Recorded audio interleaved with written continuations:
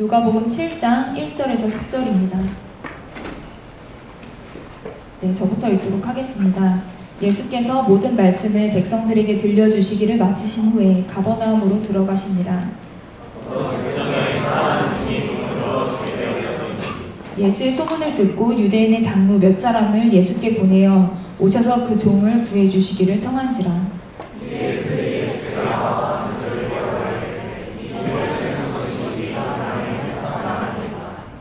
그가 우리 민족을 사랑하고 또한 우리를 위하여 회당을 지었나이다 하니,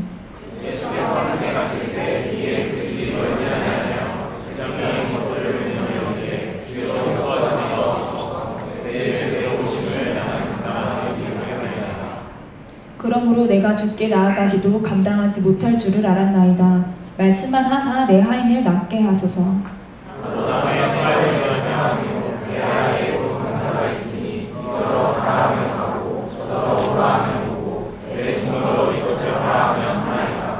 예수께서 들으시고 그를 놀랍게 여겨 돌이키사 따르는 무리에게 이르시되, 내가 너희에게 이르노니 이스라엘 중에서도 이만한 믿음은 만나보지 못하였노라 하시더라.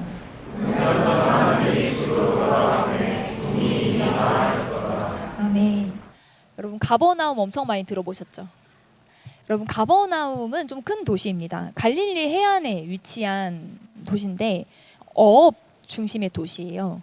근데 이제 국제 무역로인 이 비아 마리스라는 도시가 이 길이 지나가면서 상업적으로도 또 무역적으로도 요충지 역할을 합니다. 인근에는요, 헤롯 안디바의 관할 지역이 있어요. 그러니까 로마 통치 지배를 통치하에 있으면서 가버나움은 꽤 큰 도시라 거기에 세관도 있고 세리들도 있어요. 활동하고 있습니다. 그러다 보니까 백부장도 있고 병사들도 있어요. 그러니까 유대인과 이방인이 좀 이렇게 고루 섞여 있는 그런 도시였습니다. 예수님이요, 가버나움에서 참 많이 사역하셨어요. 많은 기적을 베푸셨고 많은 이적을 행하셨습니다. 많이 가르치셨어요. 귀신 들린 자도 온전케 됐었고요. 중풍병자도 고치셨고요. 세리 마태도요, 가버나움에서 부르셨습니다. 여러분, 근데 그런 많은 사역을 행하셨음에도 예수님이 이 가버나움이 회개하지 않자 꾸짖으시면서, 네가 하늘에까지 높아지겠느냐, 음부에까지 낮아지리라. 내게 행한 모든 권능을 소돔에서 했었더라면 그 성이 아직 남아 있었으리라고 말씀하실 정도로 좀 심한 책망을 받기도 한 도시입니다. 여기 가버나움이란 도시에 한 백부장이 있는 거예요. 여러분, 우리 다 많이들 들어보셨을 텐데 백부장이 사랑하는 종이 있다고 합니다. 종이 병들어 죽게 되었습니다. 너무 슬픈 일이 생긴 거죠. 참 슬픈 일인데 이 슬픈 일이 백부장으로 하여금 예수님께 나아오게 합니다. 여러분, 이게 인생이 참 그런 것 같아요. 기쁘고 좋을 때는 예수님께 나오기가 쉽지가 않습니다. 그런데요, 인생의 위기를 만나고 고난을 만나고 내 뜻대로 되지 않는 일들을 만날 때 우리는 예수님을 찾곤 합니다. 백부장은요, 그래도 문제 상황 앞에서 누구에게 찾아가야 되는지 정확하게 알고 있었습니다. 정확한 방법을 알고 있었던 거죠. 예수님을 찾습니다. 근데요, 직접 나오진 못해요. 직접 못 나가서 이제 마태복음에 보면요, 병행 본문에 백부장이 예수님께 나왔다라고 하거든요. 근데 우리가 읽은 본문에서는요, 직접 못 오고 처음엔 유대인의 장로들을 보내고요, 나중에는 벗들을 보냅니다. 그럼 뭐냐? 마태복음에서는 백부장이 갔다고 하는데, 백부장이 말했다고 하는데 왜 누가복음에서는 장로들이 가고 친구들이 가냐라고 할 때 조금 더 자세하게 서술한 누가복음의 설명이 맞다고 봐야 됩니다. 그럼 마태복음은 뭐죠? 라고 생각할 수 있는데, 그 당시에 그 문헌 서술의 특징이었어요. 그러니까 말을 이렇게 전달한 거, 사람들의 의견을 전달한 것도 그 사람이 그렇게 말했다라고 기술하곤 했습니다. 우리도 그래요. 대통령 비서나 어떤 이 대변인이 말해도 그 말을 그냥 자기 임의대로 말한 게 아니라 대통령의 말을 전달한 거면 그걸 대통령이 이렇게 말했다라고 하기도 하잖아요.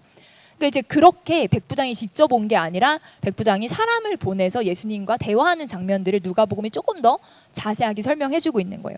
그리고 누가복음에 보면요, 그냥 병들어 죽었다, 죽어간다라고 합니다. 죽은 건 아니죠. 죽어가고 있습니다. 근데 마태복음에 또 정확하게 중풍병이라고 말하고 있어요. 어쨌든 이 본문을 보면요, 사랑하는 종이라고 하는 거예요. 그럼 사랑한다고 하니까 이 종이 여자였을까? 여러분 그렇지 않아요. 남자 종입니다. 원어로요. 남자 명사를 쓰고 있어요. 그러니까 남자 종이 맞는 거예요. 그럼 사랑한다는 게 무슨 말이냐 생각할 수 있는데 이게 엔티모스란 단어로 존귀히 여기다라는 뜻이에요. 소중히 여기다라는 뜻입니다. 그러니까 그냥 사랑하는 종이 그냥 뭐 이렇게 연애 감정 이게 아니라 그냥 존귀하게 여기는 소중하게 여기는 이 종이 병든 거예요. 감정적 애정이 아닌 이 어떤 인격적으로 대우하고 가까이 관계했던 거죠. 여러분이 사랑하는 이란 이 엔티모스란 단어가 빌립보서에 보면요. 이 에바브로디노를 주 안에서 존귀히 여기라 할 때 그 존귀히 여기다라는 단어랑 똑같은 단어입니다. 그 백부장은 굉장히 어떤 로마 지휘 체계 위에서 어떤 권세도 있고 권력도 있고 위엄도 있는 이렇게 높은 직급이었는데 종을 굉장히 존귀히 여기고 소중하게 여겼던 거예요. 로마 사회에서 종은 소유물입니다. 인격적으로 대우할 수 없었어요. 대우하지 않았습니다. 법적으로 물건이었기 때문에 매매가 가능했고요. 사고 파는 게 가능했고요. 상속도 했습니다. 자녀들에게 물려줬고요. 징벌하다가 심지어는 살해까지도 허락되었습니다. 뭐 어쩌다 종이 됐을까? 뭐 태어났을 때부터 종이었을 수도 있겠죠.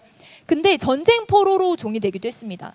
그리고 빚을 져서 갚을 수 없는 빚 가운데 몸이 팔리기도 했고 자녀들을 팔기도 했습니다.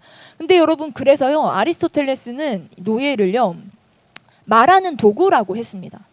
그러니까 진짜로 인격적으로 사람으로가 아니라 그냥 물건인데 말을 하는 거야. 그런 식으로 이 종을 대했습니다. 때로는 좀 잘 훈련받은 종들도 있었죠. 예를 들면 뭐 가정 교사라든지 비서라든지 관리하는 직책을 가진다든지 또 그런 이제 좀 종들 중에도 특별하게 머리가 잘 돌아가고 똑똑하고 이런 종들도 있었겠지만 이 종이 그런 종이라고는 얘기하고 있지 않습니다. 그냥 종인 거예요. 종은 종인 거죠. 근데 여러분 이방인 백부장이 이 종을 소중히 여겼습니다. 사람을 효용가치로 그 당시에 모든 사람들이 노예를 효용가치로 그냥 물건으로 대했지만 백부장은 그러지 않았어요. 진심으로 소중하게 여기고 아꼈습니다. 백부장의 믿음의 시작, 예수님을 향한 만남의 시작이 이 종을 귀하게 여기는 마음에 시작됐다는 걸 보게 됩니다. 근데 여러분 백부장이요 살려야겠는데 예수님이 살리시는 분이시고 고치시는 분이니까 예수님을 모셔야 되긴 하겠는데 자기가 못 가겠는 거예요. 감당이 안 된다고 표현합니다. 감당이 안 된다. 예수님께 나아가는 게 감당이 안 된다. 그럼 이제 예수님이 나에게 오는 것도 감당이 안 된다는 거예요. 그럼 뭐 자기가 직접 가지도 않고 예수님으로 오시게 하지도 않고 뭐 어쩌겠다는 건가. 이게 마치 뭐 손 안 대고 코 푸는 것처럼 이런 상황에 뭐 주변 사람들만 심부름 계속 시키는 거예요. 그럼 주변 사람들은 감당이 되나? 자기는 감당 안 된다고 주변 사람들한테 심부름 시키는 이게 뭘까 하는데 감당이 안 된다는 표현이요. 자격이 없다, 합당하지 않다라는 뜻으로 쓰였어요. 자기는 로마 사람인 거예요. 이방인인 거예요. 유대인의 율법을 잘 알고 있었잖아요. 유대인들을 사랑하고 그들을 위해 회당을 지었잖아요. 여러분 유대인이 이방인의 집에 들어가는 게 유대인에게 굉장히 부담스러운 일이라는 걸요 이해하고 있었을 거라는 거예요. 그래서 예수님이 유대인인데 이방인이 우리 집에 들어오시는 게 내가 예수님을 부담스럽게 만드는 거 아닐까? 내가 감당이 안 될 것 같은데 예수님에게 이렇게 내가 민폐를 끼쳐도 되는 걸까? 이런 고민들이 있었던 것 같아요. 그래서 그리고 동시에 내가 이방인인데 예수님께 그렇게 가는 게 예수님 많은 사람들과 다니시고 어울리시는데 괜찮을까? 여러 가지로 머리를 계속 굴렸던 것 같아요. 근데 그러다가 생각해낸 묘안이 뭐냐면요. 자기가 남의 수하에 있는 사람이고 자기 밑에도 사람들이 있다는 거예요. 그래서 이리 가 저리 가 하면 이거 해 저거 해 하면 다 한다는 거죠. 그러니까 예수님 말씀만 하옵소서. 자기가 가지도 못하겠고 오시기도 못하겠으니까 그냥 말만 하라는 거예요. 여러분 백부장은요. 예수님을 영적 권위자로 인정하고 있는 거죠. 그리고 예수님의 말씀이 권위라는 고백이에요. 그리고 예수님을요 주여라고 부릅니다. 주여라는 고백은요 그냥 단순한 예의, 어떤 그냥 단순한 존칭이 아닙니다. 예수님의 말씀의 권위에 대한 분명한 인정의 표현이에요. 신앙적 고백 호칭입니다. 복음서에 보면요 예수님을 누가 주여라고 불렀나? 제자들이 예수님을 주여라고 불렀고요. 또 마르다, 바디메오, 나병 환자 중 한 명, 10명 나병 환자 중 한 명, 이 정도가 예수님을 주여라고 불렀습니다. 보통 뭐 선생이요 이렇게 많이 불렀어요. 그러니까 백부장의 믿음은요 예수님의 말씀의 권위를 주로 인정하는, 예수님을 인정하는 신앙 고백적 믿음이었습니다. 근데 여러분은 믿음이 차오르는 걸 경험한 적 있으세요? 이게 믿음이다 이런 거 경험한 적 있으세요? 믿음 믿음 생각할 때 어떤 경험이 생각나세요? 믿음 하면 뭐가 생각나세요? 여러분, 이 믿음이 확 차오르는 그런 느낌 경험한 적 있으세요? 그건 잘 생각이 안 나신다면요, 반대로 믿음이 싹 사라지는 그런 느낌은 다 한 번씩 경험하셨을 거예요. 갑자기 아무것도 믿을 수 없고 다 실망만 되고 하나님 일하신다는 것도 하나도 모르겠고 그렇게 마음이 싹 믿음이 텅 빈 상태, 그 상태는 많이 경험하실 거라고 생각해요. 근데 여러분, 믿음이라는 게 어떤 느낌일까요? 확신일까요? 어떨 때는 믿음이 있는 것 같고 어떨 땐 믿음이 없는 것 같고. 여러분, 우리가 소위 국뽕 차오른다고 하잖아요. 이게 뭐예요? 국뽕 영상 이런 거 많이 나오는데 나라에 대한 그런 영상들 보면 나라에 대한 자부심, 막 믿음이 확 올라와요. 아, 우리나라 좋은 나라지, 대단하지 했다가요, 뉴스 조금만 보면 정치 상황 보고 경제 문제 다룬 그런 거 보면요, 나라 망하면 어떡하지 걱정됩니다. 그러면서 나라에 대한 신뢰가 확 사라져요. 마치 차오르고 빠지는 그런 소위 국뽕처럼 믿음이 그런 겁니까? 상황에 따라 확 차오르기도 했다가 때로는 확 사라지기도 하는 거. 여러분, 믿음은요, 며칠은 있고 며칠은 있는 것 같고 며칠은 없는 것 같고 하는 그런 느낌이 아니라는 거예요. 백부장의 믿음은 뭐였냐면요, 예수의 말씀을 권위로, 나보다 나은 권위로 인정하는 거였어요. 그분의 말씀이 권위 있다는 걸 인정하는 게 백부장의 믿음이었어요.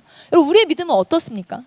우리는요, 사실 예수의 말씀을 우리의 권위로 별로 인정하지 않아요. 왜냐면요, 예수님 좀 설득해 보세요. 맨날 저희는 그러거든요.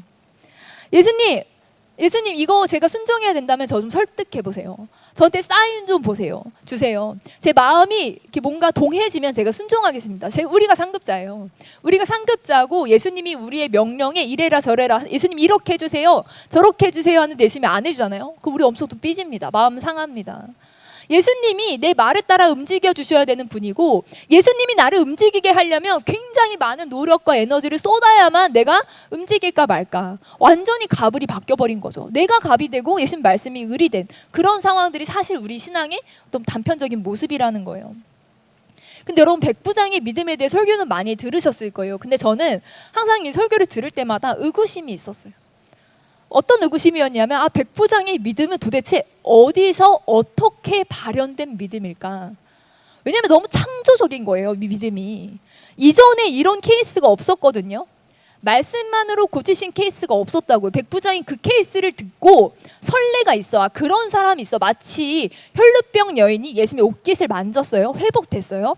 그 이후로 그 일이 소문이 퍼져서 이후로 예수님의 옷깃만 만지게 해달라는 요청이 있었어요. 그 믿음이 한번 케이스가 발생하니까 이후로 모방하는 케이스들은 또 생기거든요. 근데 백부장의 믿음은 전후로 없던 믿음인 거예요. 이전에 있던 사례가 없어. 어떻게 이렇게 창조적인 믿음이 발현될 수가 있을까? 믿음이 좋다 하지만 우리도 이 믿음대로 살아야 한다는데 우리 삶엔 이 믿음이 발현이 안 되잖아요. 항상 고민했어요. 이 믿음의 시작은 뭘까? 단순히 믿음이 좋다고 말하기엔 조금 그냥 특이한 거예요. 여러분, 백부장이 이 믿음을 어떻게 적용했는지, 어떻게 사용했는지 보면요, 물리적인 군사 체계 있죠. 그냥 진짜 상명하복의 군사 체계, 물리적인 자기가 사는 이 세계 속의 원리를요, 영적으로 적용한 겁니다. 근데 이 물리적인 군대 체계랑 상명하복 군대 체계랑 예수님의 말씀을 이게 어떤 연관관계가 있어서 링크를 했을까? 어떻게 연결을 했을까? 이게 고민을 정말 제가 오래 했어요. 이게 어떻게 이 믿음이 가능할까? 백부장이요, 물리적인 세계를 살아가면서, 자기가 속한 세계를 살아가면서 그 속 안에서 영적인 것들을 통찰하려고 노력했다는 걸 보게 되었습니다. 여러분, 이걸 제일 잘 하시는 분은요, 예수님이셨어요. 예수님은요, 한 알의 미랄을 보면서 그냥 미랄이구나 이게 아니라 뭐라고 말씀을 나누셨죠? 한 알의 미랄이 땅에 떨어져 죽지 아니하면 그대로 있고 죽으면 많은 열매를 맺느니라. 이 미랄을 통해서 예수님은요, 생명의 원리, 부활의 원리를 가르치십니다. 그리고요, 영적인 진리를 이 미랄을 통해 보이셨어요. 말씀하셨어요. 그리고 막 바람이 임의로 불매, 막 바람이 불잖아요. 그걸 보고 예수님이 바람이 임의로 불매, 성령으로 난 사람도 다 이와 같다라고 하시면서요, 물리적인 현상들 가운데 영적인 메시지를 전달하셨어요. 포도나무를 보면서도요, 우리가 그냥 포도나무다, 포도 맛있겠다 이 정도로만 생각하는데, 예수님은 우리는 이 포도나무에 너희는 접붙여진 가지다, 하나님이 포도나무시다, 하나님과 영적인 연결이 돼 있어야 열매를 맺는다라고 하나님께 붙어있을 그 영적인 의존에 대해서 또 설명하시기도 하셨다는 거예요. 예수님은요, 물리적인 세계 가운데 영적인 메시지를 사람들에게 계속 나누셨어요. 여러분, 제가 옛날에, 저는 이 젓가락질을 잘 못하거든요. 근데 젓가락질을요, 어렸을 땐 교정이 잘 안 됐는데 나이가 들고 하니까 교정이 좀 쉽더라고요. 오히려 나이가 커서 젓가락질 이렇게 하면 안 되지 하고 제대로 해보니까 돼요. 그래서 젓가락질을 제대로 해서 밥을 먹어야겠다 싶었는데 정신 차리면 제가 옛날 방식대로 젓가락질을 이상하게 하고 있는 거예요. 다시 제대로 해야지 했는데 밥 먹으면서 대화하거나 잠깐 딴 생각하면 다시 제가 원래대로 젓가락질을 하고 있는 거예요. 근데 그걸 보면서 제가 그때 정말 어떤 복음을 깊이 있게 만난 때였는데, 그때 이 젓가락질을 제가 하면서요, 진짜 뒤통수를 맞은 것처럼 어떤 생각을 했냐면, 이게 습관이라는 게 진짜 고쳐지지가 않는구나. 거기서 끝나지 않고 내가 끊임없이 영적으로 교정받아야 되는데 이것도 쉽지가 않구나. 내가 끊임없이 옛날 습관, 옛날의 모습들로 내가 돌아가는구나 라는 걸요, 그 묵상을 되게 깊이 하면서 되게 웃어 보일 수 있지만 그 젓가락 붙잡고 눈물을 흘렸었어요. 이렇게 밥 먹으면서 주님을 깊이 묵상을, 제가 그거를 옆에 있던 리더분에게 나눴거든요. 제가 이 젓가락질 때문에 예수님을 좀 예수님의 마음을 받았으면 나누는데, 그 리더분이 아니 뭘 그걸 그렇게까지 해석하니? 라고 하셨던 적이 있어요. 근데 맞아요. 모든 것을 영적으로 해석하는 건 굉장히 위험합니다. 모든 것을 영적으로 해석하면요, 안 돼요. 균형이 필요합니다. 근데 여러분, 제가 말하고자 하는 건 뭐냐면요, 여러분 신발을 사야 돼요. 다 경험해보셨을 거예요. 신발을 사야 돼요. 근데 밖에 나가서 이제 ABC 마트를 향해 가고 있어요. 그럼 뭐만 보이는 줄 아세요? 사람들 신발만 보여요. 사람들 뭐 신지? 여러분, 머리를 바꾸려고 머리를 하고 싶어. 근데 아직 무슨 머리를 할지 못 정했어. 무슨 머리를 하지 하고 미용실 가는 동안 뭐만 보이는지 아세요? 사람들 머리 스타일만 보여요. 가방을 사야지, 무슨 가방을 살까 하면 그때부터 뭐만 보이는지 아세요? 사람들 가방 뭐 들었는지만 보입니다. 평상시에는요, 관심이 하나도 없던 것들이, 옷을 사야지 하면 사람들이 옷 뭐 입었는지 보이고, 내가 뭐 이거 해야지 하면 사람들이 그거 했는지 보이고, 관심사를 집중 있게 보게 됩니다. 모자 사야지 하면요, 모자 쓴 사람들만 보여요. 평소엔 관심이 하나도 없었어도 관심이 생기면 그것만 보이게 되는 것처럼요, 우리가요 물리적인 세계를 살아가지만 우리 안에 영적인 민감성과 감수성이 필요합니다. 그만큼 하나님께 집중하고 있다는 뜻인 거죠. 그만큼 어떤 것을 통해서라도 하나님이 말씀하시는 걸 들으려고 노력하고 있다는 거죠. 여러분, 이 물리적인 군대 체계, 이 상명하복의 세계를 보면서 이걸 영적인 세계로 도킹해서 링크해서 적용할 수 있었던 백부장의 마음 안에 그의 삶이 얼마나 하나님께 집중된 삶이었고 영적인 것에 집중된 삶이었는지를 돌아보게 된다는 거예요. 여러분, 예수님은요 백부장의 믿음에 놀라신다고 말씀하십니다. 여러분, 우리가요 예수님을 놀라게 하시는 믿음을 들어본 적 있을까요? 포기하지 않게 해달라고만 기도하고 믿음을 지켜달라고만 기도하고, 사실 예수님을 놀라게 하는 믿음을 드린 적 있나? 라고 돌아보게 됩니다. 근데 예수님이요 그러면 대단한 믿음이다, 놀라운 믿음이다 이렇게 칭찬하시면 되잖아요. 근데 왜 사람들 같이 있는데 그 따르는 사람들이 다 누구겠어요? 이스라엘 사람들인 거죠. 이스라엘 사람들 같이 가는데 그 사람들한테 대단한 믿음이다, 놀라운 믿음이다 이렇게 하시면 되는 걸 뭐라고 하세요? 이스라엘 중에도 이만한 믿음은 만나보지 못했다. 여러분, 이게 비교화법이에요. 비교화법. 왜 그냥 칭찬하면 되지, 비교해서 이 무리들 다 이스라엘 사람일 텐데 왜 괜히 건드리냐는 거예요. 마음을, 심기를. 이스라엘 백성들이 마음이 안 불편했을까요? 예수님이요 이거 일부러 긁으시는 거예요. 여러분, 청소년 자매들이요, 좀 청소년 자매들의 20대 초중반 자매들이요 외모에 좀 민감하잖아요. 그럼 자매들 안에 좀 그런 비교하는 어떤 이런 성질이 좀 있을 수밖에 없잖아요, 자매들. 근데 그러면요 자매 무리가 있잖아요. 한 3-4명이 있어요. 근데 그 중에 어떤 분이 지나가면서 한 명을 향해서 어머 너 정말 예쁘다 이렇게 말하면요, 그러면은 걔가 정말 예쁜 거면 되는데 주변 사람들, 주변 자매들은 어떻게 생각하냐면 난 안 예쁜가? 라고 이렇게 생각하는 게요 인간의 이 인지상정이에요. 보편적인 심리예요. 여러분, 이스라엘 백성들이 같이 가고 있는데 이방인의 믿음이 대단하다 이러시면 되는 걸, 이스라엘 중에서 이만한 믿음을 보지 못했다 이거 다 긁힌다고. 이스라엘 백성들 왜 그렇게 하시냐는 거예요. 여러분, 이스라엘 백성들은요 선민의식을 가지고 있었던 사람들이에요. 믿음의 백성이라는데 자부심이 있었던 사람들이에요. 유대인 장로 몇이요 백부장을 대신해서 와서 뭐라고 말합니까? 이 사람에게 이렇게 하심이 합당하다라고 말합니다. 이게 뭔 말이냐면요, 그러면서 뭐라고 하냐면, 첫 번째는 우리 민족을 사랑한다, 두 번째로는 회당을 지었다. 이 이방인이 우리 민족 유대인들을 위해서, 이 뛰어난 민족을 위해서 어떤 좋은 행동을 했었기 때문에 이 사람에겐 합당하기 때문에 가라고 예수님께 설명을 한다는 거예요. 근데 예수님이 그런 사람 장로들도 같이 가고 있었겠죠. 집이 어딘지 알려줘야 되니까. 근데 그 사람들에게요, 너희 믿음보다 놀랍다라고 하신 건요, 예수님이 일부러 어떤 메시지를 전달하시려고 긁었다는 거죠. 혈통이 아니라는 거예요. 율법이 아니라는 거예요. 조건이 아니라는 거예요. 이 사람의 믿음 때문이라는 거예요. 유대인 중심의 사고방식, 율법 중심의 행위 중심의 자신들의 선민 사상으로 완전히 똘똘 뭉친 이들에게요, 이 중심의 태도들을 예수님이 건들고 계시다는 거예요.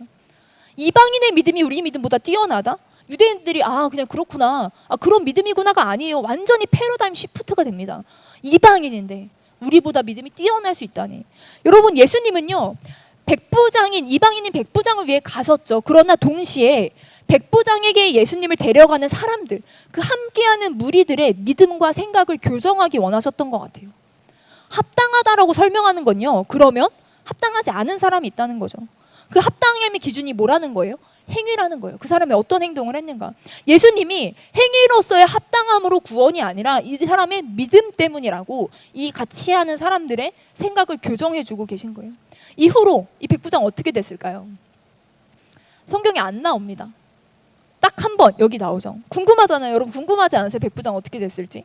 물론 성경이 모든 것을 다 기록할 수는 없겠죠. 한 번씩 나왔던 사람들 이후에 어떻게 됐는지 궁금한 사람 많은데, 기록 한 번씩 다 하면요, 성경이 2배가 됐을 거예요. 여러분, 그런데요, 우리의 앞날도 그래요. 사실 여러분 우리가 어떻게 될지 몰라요. 우리의 신앙이요, 위기를 맞을 수도 있고요, 완전히 역전되어서 완전히 돌파가 있을 수도 있습니다. 우리의 믿음은요, 업다운이 있어요. 계속된 어떤 변화들이 있습니다. 그런데요, 그것과 상관없이, 우리 앞날이 어떻게 될지와 상관없이 여러분이 지금 이 순간 믿음을 드릴 수 있어야 하는 줄 믿습니다. 아멘. 지금 내 믿음의 선택과 지금 내 믿음의 삶이 하나님이 그 세대 가운데 함께하는 자들 가운데 메시지로 증거하시고 사용하시는 삶이 되는 거예요. 그리고 이 놀라운 백부장의 이야기가 끝나고 등장하는 게 나인성 과부의 이야기입니다. 우리 누가복음 7장 11절에서 17절 본문도 교독하며 읽도록 하겠습니다. 누가복음 7장 11절에서 17절입니다. 네, 저부터 읽도록 하겠습니다. 그 후에 예수께서 나인이란 성으로 가실새 제자와 많은 무리가 동행하더니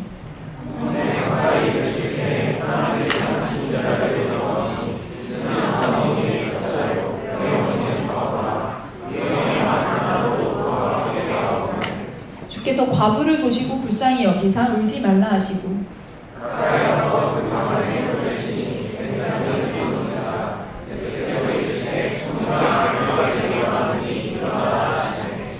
죽었던 자가 일어나 앉고 말도 하거늘 예수께서 그를 어머니에게 주시니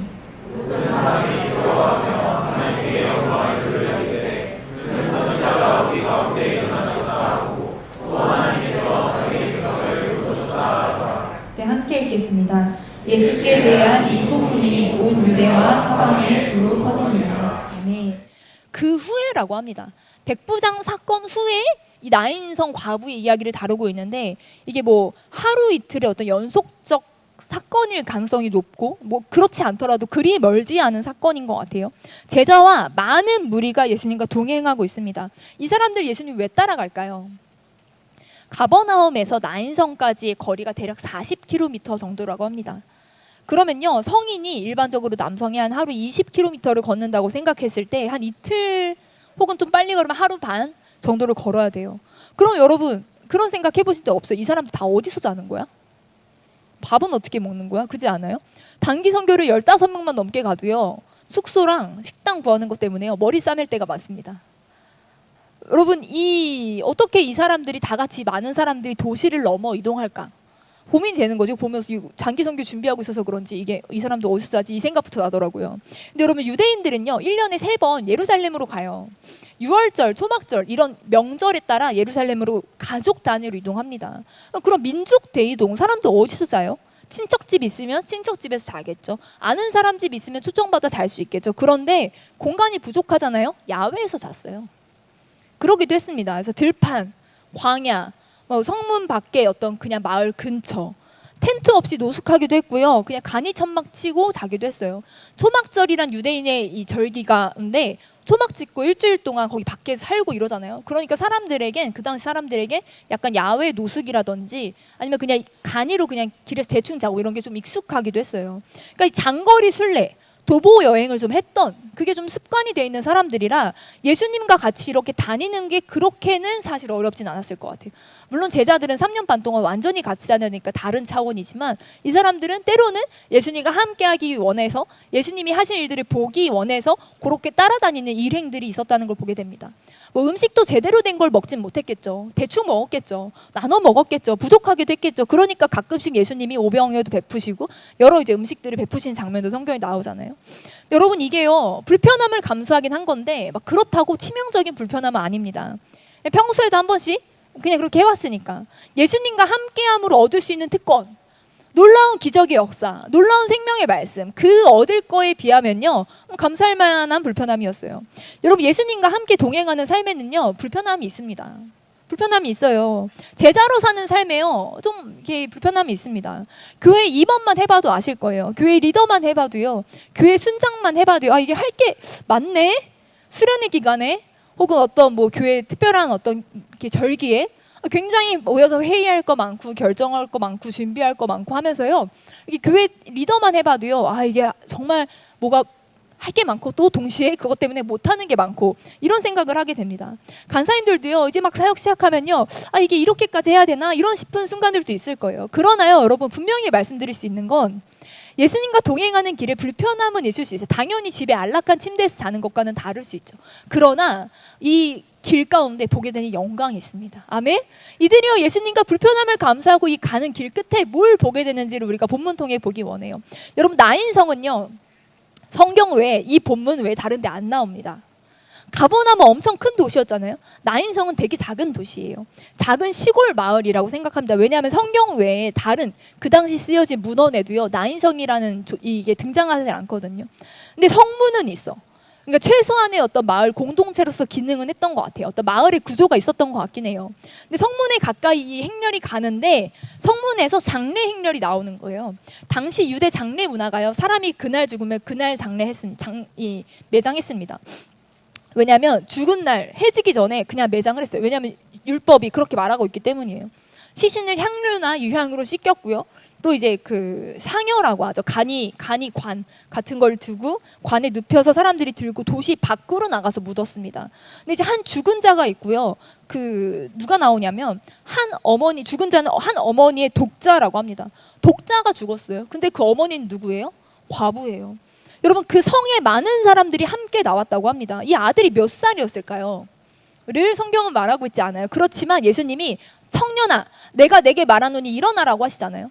이 청년이라는 단어가요, 젊은 남자인데 대충 이 사춘기 이후 30세 전후 남성을 가리키는 표현이라고 합니다. 그러니까 10대 후반에서 20대 정도 됐던 것 같아요. 언제 과부가 됐는지도 안 나와요. 남편이 언제 죽었는지 모르겠어요. 근데 여러분, 남편 없이 그 당시에 과부가 독자 아들 키우는 거예요. 이게 뭐 10년이야 힘든 거 아니에요. 하루여도 힘들었을 거예요. 남편이 죽고 하루만 애를 혼자 키워도요, 이 과부는 진짜 힘들었을 거예요.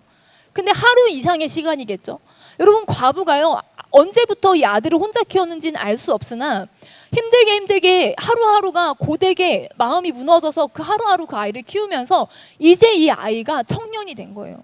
그러니까 이 아이가 생계를 부양할 수 있는 나이가 된 거죠. 이제 이 아이가 과부를 책임져야 되는 나이가 된 거예요. 자기 어머니를 모실 수 있는, 부양할 수 있는 나이가 된 거예요. 근데 그 집안의 유일한 생계 부양자였던 이 아들이 죽은 거죠.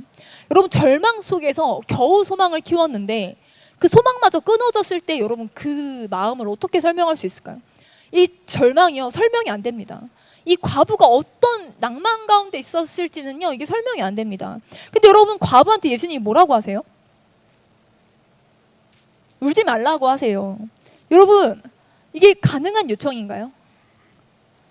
과부야, 독자를 잃었어. 울지 마. 여러분, 이게 감정 컨트롤이 되는 상황일까요? 우리 애기 막 혼내면서 애가 막 이렇게 억지로 울면 울지 마 하고 뚝 이런 것도 아니잖아요. 여러분, 그 슬픔이요, 통제가 됐을까요? 자기가 그 슬픔을 다스릴 수 있었을까요? 울지 말라고 하시는 게 이게 불가능한 요청을 왜 하실까라는 생각을 하게 됩니다. 많은 사람이 함께 했지만요, 아무도 과부한테 울지 말라고 못했을 거예요. 누가 과부한테 그만 울어, 울지 마 라고 말했겠어요? 울지 마, 왜 울어 했다면요, 그 사람이 사이코패스지. 누구도 그렇게 얘기를 못해요. 그냥 같이 울어요. 인간에게는요, 같이 울어주는 게 최선이에요. 장례식이 많은 사람들이 왔어요. 당시 유대 사회는 공동체 사회니까. 과부의, 독자의 장례. 많은 사람들이 불쌍해서라도 더 왔을 거예요. 더 많이 함께 했을 거예요. 그러면 장례식 음식은 누가 대접하지? 여러분, 우리나라 장례 문화 특징이요. 장례식 음식이 좀 비싸요. 여러분, 이게 상주가 되어신 분들이요, 감정이 좀 정리되고 상황이 좀 정리되고 나중에 좀 공통적으로 하시는 말씀이, 이게 장례 문화가 진짜 비싸다는 거예요. 정말 슬픔 속에 있을 때 힘든데 너무 감정도 정리가 안 되고 너무 고통스러운데 자꾸 와서 뭘 결제하라고 뭐 결정하라고 하니까 이게 나중에, 그리고 음식도 막 계속 추가해야 되는데 음식이 너무 비싸고 해서 이게 음식도 물가에 비해 너무 비싸서 이게 장례 문화 가운데 이런 거 좀 어려움을 토로하시는 분들이 있어요. 근데 유대 이때는 뭐 음식 대접 안 했을까요? 그냥 뭐 하루 울고 끝이니까 그랬을까요? 여러분, 가족이나 친척이요, 장례 후에 음식을 대접했어야 했어요. 대접하기도 했어요. 가난한 이웃이면요, 서로 돕곤 했습니다. 여러분, 이 많은 사람들이요, 과부의, 독자의 장례에 함께 해주는데 이 사람한테 뭘 받을 수 있는 건 없어요. 뭐 밥 차려주는 거 이런 거 기대하지도 않아요. 그냥 어떻게 해서든 이 마을 사람들, 이 많은 사람들은 이 여인의 슬픔에 어떻게 해서든 받을 수 있는 게 없어도 함께 해주고자 했어요. 그리고 그 행렬에 같이 있었고요, 긍휼을 여겼고요, 함께 해주고 함께 눈물을 흘려줬어요. 근데 여러분, 인간의 긍휼은 거기까지예요. 인간의 긍휼은요, 불쌍히 여겨고 함께 해주는 거, 거기까지입니다. 인간으로 시작되는 긍휼은요, 그걸 넘어설 수 없어요. 함께 울어주고 그 이상은 바랄 수도 없습니다. 여러분, 어떤 한 스님의 간증을 본 적이 있어요. 스님의 간증, 스님이 목사님이 되신 간증이에요. 근데 그분이 어떤 이 불교계의 어떤 일 때문에 감옥에 가시게 됐대요. 독방에 가시게 됐는데 거기서 이제 불경을 읽었는데 어느 날은 불경을 읽을 게 없어서 성경책을 받아서 읽으셨대요.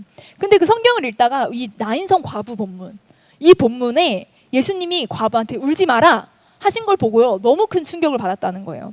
왜냐하면 석가모니가 외아들을 잃고 슬퍼하는 슬픔에 빠진 여인에게 뭐라고 말했냐면, 마을에 가서 한 번도 사람 죽은 일이 없는 집에서 쌀을 한 줌 받아와서 그거로 죽을 끓여서 먹이면 아들이 살아난다 라고 얘기했다는 거예요. 그래서 여인이 그 석가모니의 말을 듣고 막 다급하게 마을로 가서 집집마다 찾아다니면서 사람이 죽은 적 없는 집을 찾았는데 못 찾았다는 거예요. 빈손으로 돌아왔다는 거죠. 그 여인에게 사람은 나면 죽는 법이니 체념하고 받아들이라 했다는 거예요.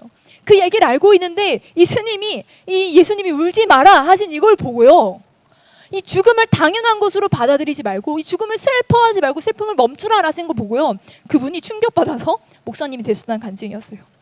여러분, 예수님이요, 실제로 계신 분이에요. 실제로 예수님이요, 이 과부를 불쌍히 여기셨습니다. 근데 불쌍히 여기다는 게요, 그냥 불쌍하다 이게 아니라요, 오늘을 보면 이게 깊이 감동되어 애끓는 마음입니다. 애끓어서요, 창자가 끊어지듯 애끓는 슬픔이에요. 사람들도 긍휼히 여겼습니다. 그런데 그들도요, 이 독자를 잃은 과부가 막 슬퍼하는 걸 보면서 이들도요, 막 가슴이 미어졌을 거예요. 어떻게 이렇게 이 고난 가운데 인생이 이렇게까지 나락으로, 이렇게까지 절벽으로 떨어질 수 있는가, 같이 엉엉 울면서요, 그 슬픔에 동참했을 거예요. 여러분, 그들도요, 이 사람들도요, 긍휼히 여겼지만 그들의 긍휼은 한계가 있었어요. 그냥 함께 해주는 거였어요. 함께 우는 거였어요. 그런데 여러분, 예수님은요, 예수님의 긍휼은 뭐가 달랐습니까? 예수님도 똑같이 긍휼히 여기시고 불쌍히 여겨주셨지만 예수님은 뭐라고 하세요? 울지 말라고 하신다는 거예요. 왜? 울지 말라는 이 비상식적인 요청은요, 우리 예수님만 하실 수 있어요. 죽음을 이기실 수 있으니까. 근데 여러분, 그게요, 나 능력 있으니까 괜찮아, 울지 마, 내가 해결할게, 이런 무미건조한 말이 아니었다는 거예요.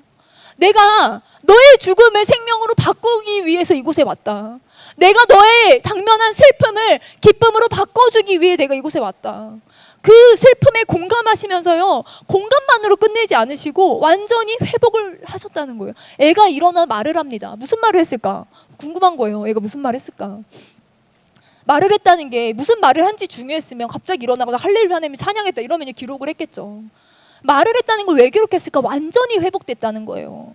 그냥 애가 생명은 살아났는데 생명줄 겨우 붙어가지고 겨우 숨만 쉬더라가 아니라 애가 일어나서 말을 할 정도로 온전한 회복을 하나님이 이 과부에게, 이 독자에게 주셨다는 거죠. 완전한 회복이라는 거예요. 그래서 여러분, 우리가요, 좌절된 상황이 옵니다. 인생의 문제의 상황들이 옵니다. 인생이 벼랑 끝에 몰리는 순간 같은 때가 있어요. 절벽에 선 것 같은 순간이 있어요. 근데 여러분, 우리에게요, 하나님이 두려워하지 마, 근심하지마 하는 건요, 하나님 제 상황 모르세요, 저 이제 끝장이에요, 이제 답이 없어요 하는데 하나님이 두려워하지마 하시는 건요, 사람은 그렇게 말 못하죠.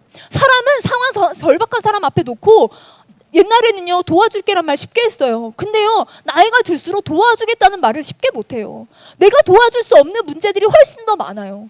도와준다고 했다가 상황을 망칠 것들이 훨씬 더 많습니다. 우리는, 사람은 그렇게 말할 수 없어요. 그러나 하나님이 우리에게 두려워하지 말아라, 근심하지 말아라, 염려하지 말아라, 울음을 그쳐라라고 말하시는 건요, 예수님은 그렇게 하실 수 있는 분이시기 때문이에요. 예수님은 그게 가능하신 분이십니다. 인생의 절망과 좌절을 소망으로 바꾸실 수 있는 분이에요. 그러기 위해 이 땅에 오신 분이라는 거예요. 민수기에 시체를 만지는 일을 부정하다고 합니다. 7일 동안 부정해집니다. 장례 치른 사람들이요, 이 관 옮긴 사람들, 이 부정하게 돼서요 정결 예식 치러야 돼요. 근데 예수님이요 관에 손을 대시잖아요. 이거 유대 율법에서 부정한 행동인데 좀 예수님이 때로는 좀 배려가 부족하다라고 느껴지는 순간이 있어요. 누구에 대한 배려가 부족하냐면, 예수님 지금 혼자 있는 게 아니잖아요. 수많은 사람들이요 예수님과 함께 가고 있습니다. 여러분 성경에서요 수많은 사람들이 예수님과 동행할 때 에워쌌어요. 예수님 막 거리 두고 막 이렇게 보디가드로 제자들이 옆에 서가지고 막 몇 미터씩 못 나가게 하고, 연예인 아이돌 막 그렇게 보디가드들이 데려가듯 팬들 따라가듯 그런 게 아니었습니다. 뭘 그랬을까요? 왜냐하면 성경에 사람들이 밀고 에워싸는 장면들이 자주 나오거든요.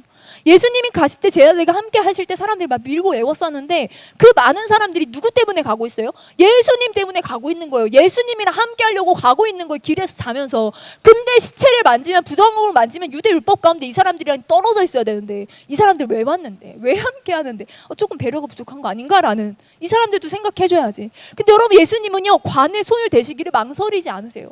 그 말인즉슨 예수님의 초점이 어디 있었다는 거예요? 여러분 율법은요 죽음을 이길 힘이 없어요.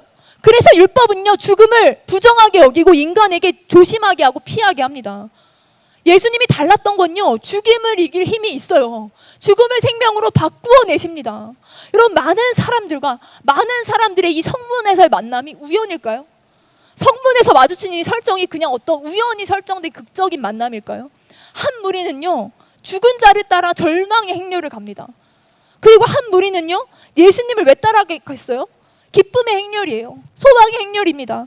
여러분 기쁨의 행렬과 사망의 행렬, 생명의 행렬과 죽음의 행렬, 이 의도적인 충돌이에요. 그리고 의도적인 충돌 앞에 죽음이 생명으로 바뀌는 걸 예수님이 보여주고 계신 거예요.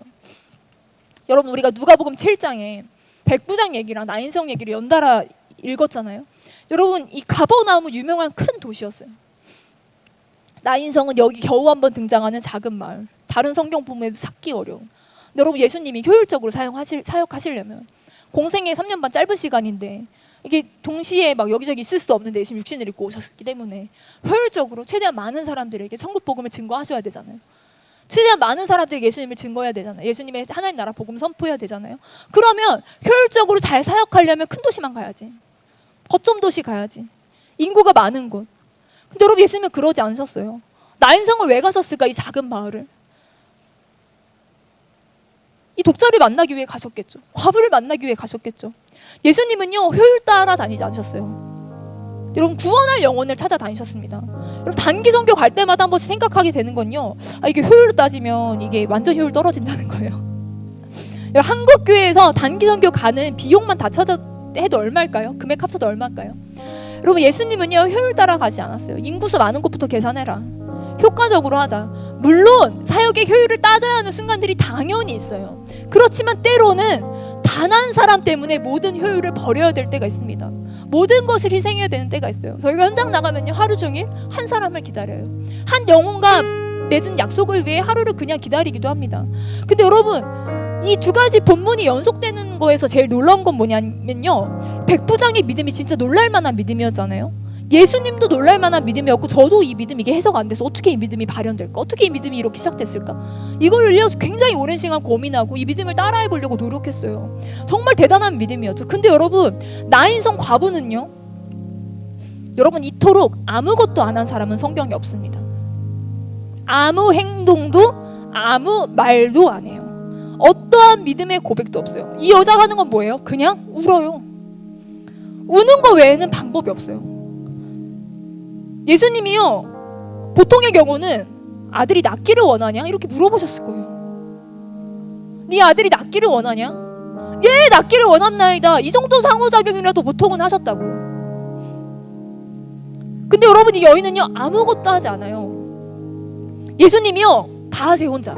나인성을 향해 많은 생명의 무리를 끌고 가셨고요, 과부를 보셨고요, 불쌍히 창자가 끊어지는 고통으로 불쌍히 여기셨고요, 울지 말라 하시고요, 관에 손을 대시고 청년아 일어나라 선포하시고 말씀하시고 그를 어머니에게 주시니 모든 것을요 예수님이 혼자 하십니다. 예수님 다 하셨어요. 여인은요 뭐 어떤 상호작용도 못하는 상태입니다. 여러분, 누가가 이 두 가지 이야기를 의도를 가지고 배치했을까요? 저는 그렇다고 생각해요. 진짜 놀랄만한 믿음과, 성경에서 말하는 진짜 놀랄만한 믿음과 진짜 놀랍도록 아무것도 하지 않는 사람, 두 개를요 일부러 같이 놨다고 생각해요. 왜냐면요 여러분, 믿음은요 살다 보면 때로는 다양한 방식으로 하나님 앞에 표현이 됩니다. 믿음을 고백하기도 하고요, 찬양하기도 하고, 기도하기, 다양한 방식으로 우리는 하나님께 믿음을 고백하고, 작은 믿음이든 큰 믿음이든 주님과 상호작용합니다. 근데요 때로는요 살다 보면요 도저히 믿음을 표현하기 어려운 절망의 순간도 있어요. 기도할 때 말이 안 나와서 입을 못 열고 눈물만 흘리는 그런 때도 있어요. 내가 처한 상황에서요 고개를 들기조차 어려운 순간들이 있습니다. 이 나인성 과부가요 생명의 행렬이 오는 걸 볼 수 있었을까요? 수많은 사람들이 들뜬 표정으로, 기대에 찬 표정으로 예수님이 어떤 일을 행하실까 봐 그 기대로 오는 걸 나인성 과부가 볼 수 있었을까요? 저는 그렇지 않다고 생각해요. 자기가 처한 상황 가운데, 모든 것을 잃어버린 상황 가운데 우느라요 고개 들기 못하는 순간이 와요. 여러분, 절박한 위기 상황에서요 뇌는요 상황을 좁게 인식하게 만드는 현상을 만듭니다. 이게 뭐냐면 터널 비전이라고 하거든요. 시야가 좁아져요. 한 가지 문제에 집중하면요 타인에게 시선을 돌릴 수 없게 되는 그런 이제 현상이 나타납니다. 스트레스나 위기 상황을 맞으면요 주의력, 사고력 등 인지 자원이 고갈됩니다. 주변을 돌아볼 여유나 감정 공감 능력이 사라지는 때가 와요. 그게요 신체의 자기 보호 메커니즘이에요. 자기 슬픔에 깊게 빠지면요 다른 것과 시선이 차단됩니다. 이 여인이요 독잘 잃은 슬픔 가운데, 장례인열 가운데 예수님의 무리를요 참아 볼 수 없는 거예요. 그냥 시선이 떨어지고 우느라 그냥 감은 눈 가운데 그 아들을 향해서 모든 것을 볼 수 없는 상황 가운데 예수님의 시선은 그 과부를 향하고 가슴 아파 끌어하시고 살리셨다는 거죠. 여러분, 말씀만으로 고치실 수 있는 분께서요 직접 죽음 한가운데 손을 얹고 창자가 끊어지는 고통으로 긍휼히 여기시면서요 일방적으로 구원과 은혜를 주시는 사건이에요. 놀랄만한 믿음으로 구원을 얻지만 동시에 아무런 믿음 없이 구원을 받습니다. 이방인도 과부도 두 사람의 공통점은 뭐냐면 유대 중심 다 변두리 인물이었다는 거예요. 그런데 예수님은 동등하게 이 변두리에 있는 자들을 찾아가시고 차별 없이 은혜를 베푸십니다. 그분의 말씀은요 이 두 사건, 이어진 두 사건의 또 공통점은 그분의 말씀이 시공간을 초월했다는 거예요. 그분의 말씀이 공간을 넘었습니다. 백부장, 여기를 넘어 백부장의 집에 있는 완전한 회복을 일으켰고, 그분의 말씀이 죽음을 뚫었습니다. 죽은 자를 향해 예수님이요 청년아 듣는 순간 그 청년은 청년이 됐을 거예요.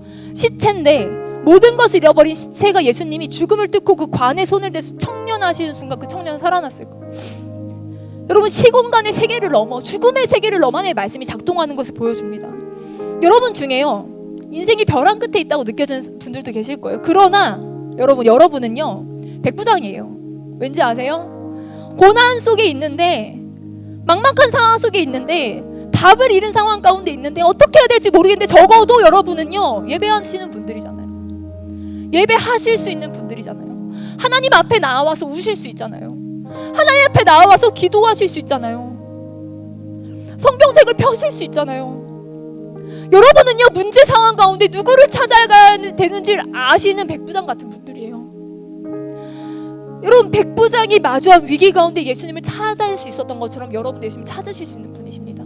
그래서 우리가요 놀랄만한 믿음으로 주님께 나아갔으면 좋겠어요. 근데 여러분, 정말 고통 가운데요 시선을 들지 못한 자들이 있어요. 너무 고통스러워서 주변 상황이 아예 안 보이는 사람들이 있어요. 여러분, 이번 주에 뉴스로도 많이 보셨을 거예요. 팔레스타인 급식소에 구호식량 받으러 가는 어린 아이들이 죽었어요. 약 2주간 배급소 근처에서요 150명 이상이 죽었어요. 최근 2주간. 1,500명 이상이 부상을 당했습니다. 배급 식량이요 턱없이 부족해서요. 그 배급 트럭 앞에서 사람들이 싸우는 모습들도 보셨을 거예요. 뉴스 가운데 쓰레기 더미를 뒤져서 음식을 찾습니다. 주민들이요 그 음식 때문에 서로 경쟁하고 싸우고요. 그 배급소의 음식은요 그들의 마지막 소망이에요. 근데 그 마지막 소망을 향해 가는 길에요 죽습니다. 여러분 이스라엘이 이란의 핵시설을 겨냥해서 전쟁을 시작했죠. 제가 튀르키예 2년 전에 갔을 때 거기서 이란 사람들을 만나서 기도하고 예수님을 나눴었어요. 그래서 그 친구한테 괜찮냐고 연락을 최근에 했었는데, 여러분 그 이란은요 곧장 보복하고 주민들은 혼란 가운데 있죠. 우크라이나나 러시아는 여전히 전쟁하고 있습니다. 여러분 그들은요 자기 상황이 너무 절박하고 너무 힘들어서 도저히 예수님을 볼 수 없는 사람들입니다. 여러분 예수님은요 그들을 향해 가시고 그들을 보시고 그들을 향해 어떤 생각을 하시겠습니까? 예수님 그들을 긍휼히 여기십니다. 그 나인성 과부 한 사람, 그 독자를 잃은 그 사회적 약자였던 그 과부를 향해서요 애끓는 마음으로 슬퍼하셨던 예수님이요 지금 열방에 죽어가는 자들을 보면서요 어떤 마음으로 어떻게 슬퍼하실까요? 여러분 백부장을 위해 나아갔던 사람들의 한계는 무엇이었습니까? 장로들의 한계는 무엇이었습니까? 그가 합당하다, 율법 안에서 율법적으로 사고했어요. 인간의 방법은요 한계가 있습니다. 나인성 과부를 위해 함께 울었던 장례 참여자들도요 같이 울어주는 것 외에는 방법이 없었어요. 인간의 도움은 한계가 있습니다. 그러나 예수의 말씀은요 시공간을 넘습니다. 공간도 넘고 죽음도 넘었습니다. 우리 이 시간 함께 예수님을 바라볼 때 여러분 우리의 상황을 넘어서 나의 죽음을 넘어서 지금 저 열방의 죽음을 바라보신 예수님의 마음을 생각했으면 좋겠습니다. 저 민족을 향하여, 복음이 없는 자들을 향하여, 혹은 복음 때문에 고통받는 저 모든 민족의 사람들을 향하여 예수님이 어떤 마음으로 보고 계실지 우리가 그 마음에 동참했으면 좋겠습니다. 그리고 여러분 우리 한국교회가요 생명의 행렬로 나아갔으면 좋겠습니다. 우리 함께 한국교회 청년들이 일어나 예수님과 동행하는 이 여정 끝에 우리가 나아가 그 죽음의 손을 댔으면 좋겠습니다. 율법은 죽음을 이기는 힘이 없지만 예수 그리스도는 죽음을 이기셨습니다. 예수 그리스도는 사망을 뚫으셨습니다. 예수의 말씀은 죽음을 넘었습니다. 여러분 우리에게 그 말씀이 있습니다. 우리가 한국교회, 우리가 백부장의 믿음으로 일어나기 원합니다. 지금까지는 내가 예수님을 놀라게 하시는 믿음을 드린 적 없이 그냥 나의 믿음을 포기하지 않게 하소서, 나의 믿음을 잃어버리지 않게 하소서. 우리가 그 정도로만 기도했지만 우리가 이제는 주님께 주여 내가 놀랄 만한 믿음을 좋게 해드리며 나아가기 원하오니 주여 살리십시오, 주여 공의를 여기십시오. 우리가 그렇게 기도하는 한국교회 생명의 행렬로 함께 일어나기 원합니다. 우리 시간 그렇게 함께 기도하기 원하시는 자들마다, 우리 소망하시는 자들마다 함께 자리에서 일어나셨으면 좋겠습니다. 우리 이 시간 함께 일어나 기도할 때 하나님 당신의 이끌는 마음 우리 가운데 허락하여 주십시오. 당신 장자가 끊어지는 눈물 우리